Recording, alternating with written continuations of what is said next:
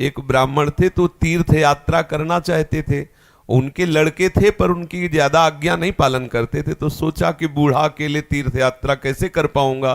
तो एक गरीब ब्राह्मण का लड़का था, उससे कहा कि भैया तू इधर उधर नौकरी के लिए भटकता, अगर तू मुझे तीर्थ यात्रा करवा दे तो मैं तेरी खान पान की व्यवस्था और धनराशि भी दे दूंगा।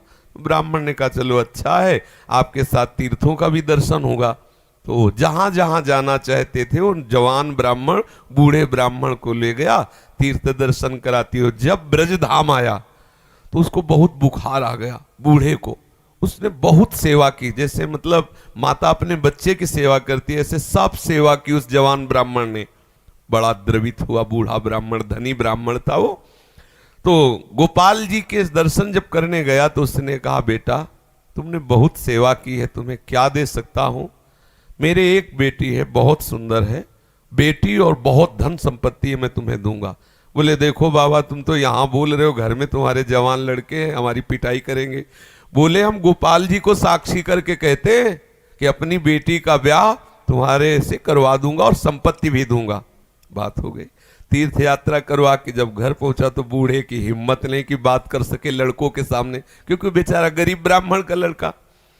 महीना भर सोचता रहा कि कभी न कभी तो सूचना दे, वो तो सूचना नहीं। तो घर गया उनके और बोला देखो बाबा आपने कहा था कि तुम्हारा, तो लड़कों ने धक्का लगाया और दो चार थप्पड़ लगाए कि तेरी सामर्थ्य क्या है कि तू मेरी बहन से ब्याह करने की बात सोच सके। बोले नहीं बाबा ने कहा था। अब लड़कों की वो स्वरूप देख करके बाबा बदल गए।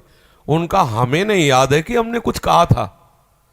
अब उसने कहा अरे नहीं तुमने तो गोपाल जी के सामने कहा था। उनका हमें याद ही नहीं कि हमने तुमसे कुछ कहा है।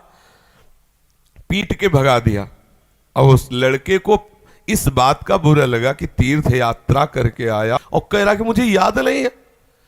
अब मैं अपनी तरफ से तो कहा नहीं था ब्याह करने की, और इसने हमारा अपमान भी करवाया, अब तो ब्याह करके ही रहेंगे। उसके जिद चढ़ गई, उसने पंचायत बुलाई और पंचायत में कहा कि इसने हमें तीर्थ यात्रा के लिए प्रेरित किया, तीर्थ यात्रा ले गया, मैंने इसकी सब सेवा की, इसने ठाकुर जी के सामने मेरे ब्याह की बात कही। तो बोले कोई और गवाही दो तब बात बनेगी। बोले गवाही में तो केवल हम ही और ये बुढ़ा और ठाकुर जी थे। तो बोले अब भाई गवाही तो दो में क्या, तुम जो कह रहे हो कि इन्होंने कहा वो कह रहे नहीं कहा, तो तीसरा चाहिए। वो तीसरे में तो ठाकुर जी थे। तो बोले अगर गवाही दे दें तो ब्याह हम जबरदस्ती करवा देंगे। पंचायत पहले लगती थी गांव में, जैसे होता है ना न्यायालय, तो छोटा मोटा न्यायालय समझो गांव का, पंच लोग जो निर्णय कर देते थे फिर वही होता था। तो बुढ़े से कहा तो बुढ़ा राजी हो गया, क्योंकि उसे पता था गोपाल जी थोड़ी आएंगे। उसने कहा अगर गोपाल जी कह दें पंचों के बीच में आके कि हाँ हमारे सामने ब्याह की बात हुई थी, तो अब किसी की बात नहीं मानेंगे, हम ब्याह कर देंगे। लड़के भी राजी हो गए, क्योंकि सबको पता था कि कोई ठाकुर जी मूर्ति थोड़ी चल के आएगी। और उसने मूर्ति नहीं माना था, उसने साक्षात ठाकुर जी माना था। आया वृंदावन और ठाकुर जी का शयन हो गया था। अब वहां से अब वो बहुत परेशान कि अब कल तक हम रुके फिर ठाकुर जी से बात करें, तो ऐसा। अब दरवाजा बंद थे, खटखटाया, क्योंकि उसके लिए मूर्ति थोड़ी है, और कहा सुनो गोपाल जी हम तुमसे ये पूछने आए कि वो जो वृद्ध ब्राह्मण था उसने कहा था कि नहीं तुम्हारे सामने ब्याह की बात। दो चार बार आवाज लगाई तो वहां से तो कोई उत्तर नहीं आया। फिर बहुत जोर से बोला बड़बड़ा के, देखो हम तुम्हें चैन से सोने नहीं देंगे, हम पैदल चल के आए, भूखे हैं, और आप ब्याह की समस्या है और आपको इसका उत्तर दे। छोटी मोटी बात होती तो छोड़ देते, ब्याह की बात है। ठाकुर जी ने अंदर से कहा मूर्ति कहीं चलती है, वहां चल के, जब बोले मूर्ति बोलती तो चलेगी क्यों नहीं। ठाकुर जी फंस गए। ठाकुर जी ने अंदर से कहा कि कहीं मूर्ति वहां जाके थोड़ी उड़ीसा में वहां जाके साक्षी थोड़ी देगी, मूर्ति चलती थोड़ी है। बोले महाराज जब मूर्ति बोलती है तो चलेगी क्यों नहीं। अब ठाकुर जी विवश हो गए। ठाकुर जी बाहर निकल के आए और सब सेवक लोग सुला के गए थे। समझो कितना भाव में दम है। उसने देखा बहुत सुंदर गोपाल जी साक्षात ठुमुक ठुमुक कर करके आए, नौ किशोर।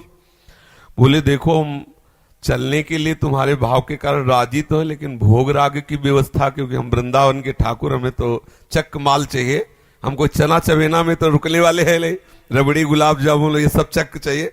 तो बोले देखो कुछ रुपया तो है, अब शादी का चक्कर, इसलिए व्यवस्था तो तुम्हारी बनाएंगे ही हम। तो बोले कैसे चलोगे? बोले चलेंगे तो हम पैदल ही, आगे आगे तुम चलना, पीछे पीछे हम चलेंगे, थोड़ी थोड़ी देर में कुछ भोग लिए रहना, हमको भोग लगा देना। बोले अब हम चले और तुम आ रहे हो कि नहीं आ रहे हो ये मुझे कैसे पता चलेगा? बोले नूपुरों की ध्वनि तुम्हें सुनाई देगी, अगर पीछे मुड़ के देख लिया तो जहां से मुड़ोगे वही हम खड़े हो जाएंगे, आगे नहीं चलेंगे। बात तय हो गई, चल दिए ठाकुर जी। अब आप देखो क्या मूर्ति है। अब वो बीच बीच में भोग लगाता हुआ जब अपने गांव के नजदीक पहुंचा तो सोचा केवल नूपुरे बज रहे हैं कि आ भी रहे हैं। मुड़ के देखा तो ठाकुर जी खड़े। बोले चलो, बोले अब नहीं, अब सबको लिवा के यहीं लाओ क्योंकि हमारा तुम्हारा वादा था। तो बोले कोई बात। गांव में दौड़ता हुआ गया, सबसे हल्ला मचा, वृंदावन के ठाकुर पधारे साक्षी देने के लिए। अब तो भीड़ इकट्ठा, साक्षात ठाकुर।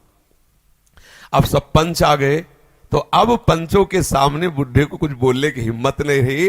ठाकुर जी ने सबके सामने उस भक्त की वचन रक्षा के लिए बोले और कहा हमारे सामने का ब्याह हुआ। अब आप सोचो, अगर ये कोई बात सतयुग की नहीं है, ये बात सतयुग की नहीं है, ये कलयुग की ही बात है।